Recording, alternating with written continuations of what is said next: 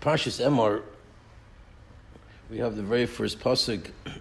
V'yomer Shem Moshe Emor l'kohanim b'nei Aaron, v'amar toleim l'nefesh lo yitama b'yamav. So the pasuk says that you speak to the kohanim v'amar toleim. So Rashi picks up on sort of an obvious inferred question. Emor v'amarta. So Rashi says, by repeating those words, Rashi is indicating a question that I have on the pasuk. He's saying that why do we need a second Amira? Vayomer Hashem Moshe Emor l'kohanim. So what do you mean? Just say l'nefesh lo yitama b'yamav. What does it mean? V'amar taleim. You just told me Emor l'kohanim. You just said speak to the kohanim. So he says l'hazi gedol mal katanim, to warn the gedolim about the katanim. So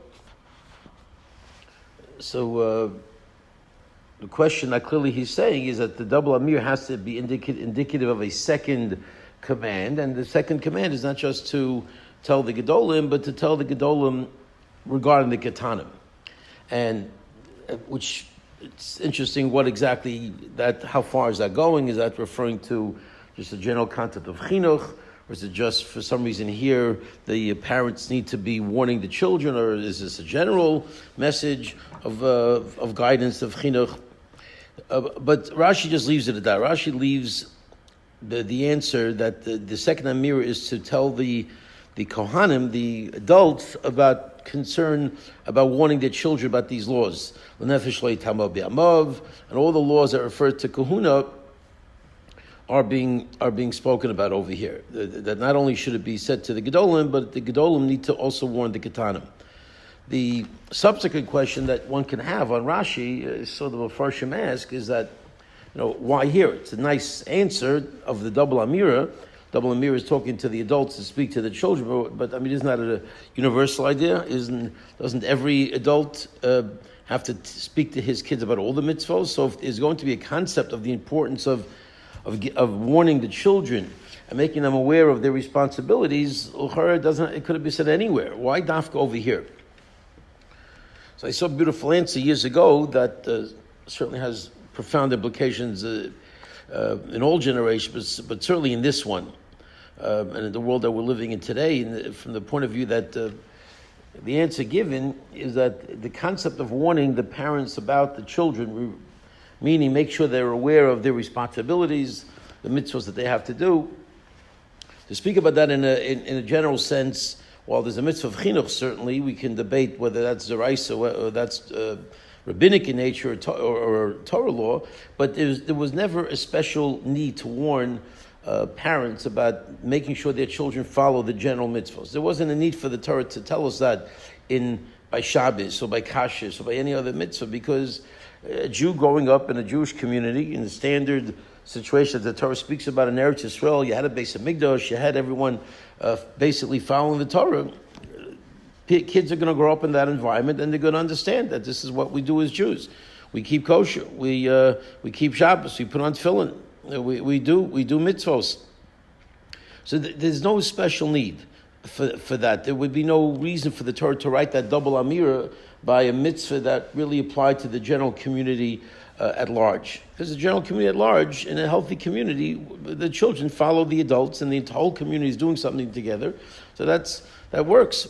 But when you're dealing here with kahuna, HaKadosh Baruch Hu is telling us really a fundamental psychological issue that really impacts a child growing up, and that it requires a special azhara, a special chizuk in that regard, because HaKadosh Baruch Hu is sort of saying, by kuna, I know this is going to be more difficult. I know by kuna, it's going to be that the child is going to resist. And the reason why the child's going to resist is because the child is being asked to be different than everyone else around them. Everyone else is playing near the cemetery. Everyone else doesn't have these concerns about truma and tyra and what you can touch, what you can't touch.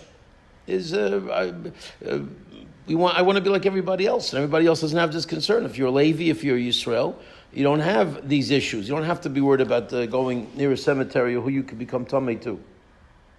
So when it comes to the request of being different, the issue of how do you get somebody to buy into something where the kids in the neighborhood are not doing what I'm being asked to do, and the natural reaction is, Tati, Mommy, why should I be different? I want to be like everybody else. They're playing soccer near the cemetery. I also want to play soccer. What's the problem?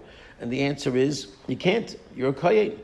And that's going to be, by definition, requires an extra effort, an extra sort of a plan of how are we going to incorporate a mindset into this child that will allow him to appreciate that difference and not look at the fact that he's a kohen in a negative way, but look at being a kohen in a positive way.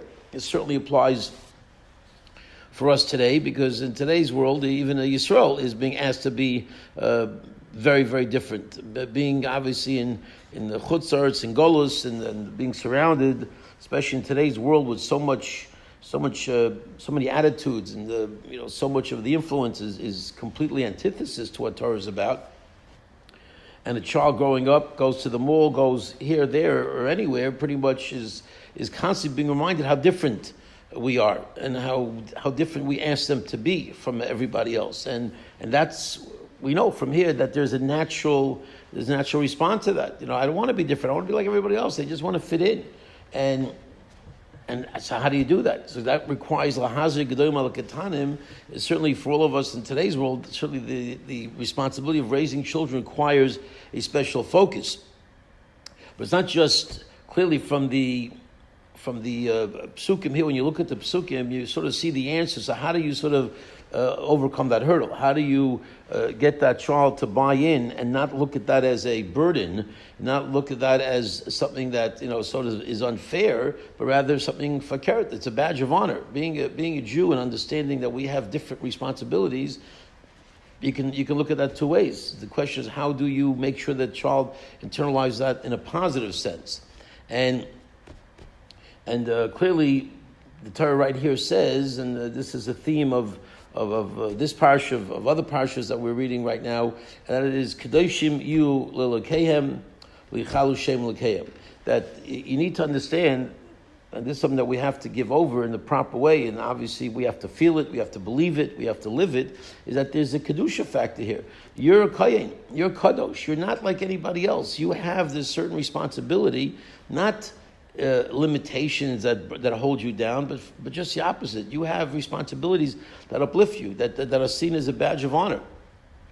That you can't act like somebody else doesn't mean that we're sort of there's not a chas v'shalom punishment. It's an absolute privilege to be in that camp, to be given those responsibilities, so that you can be that ambassador and that representative to the world in a positive way.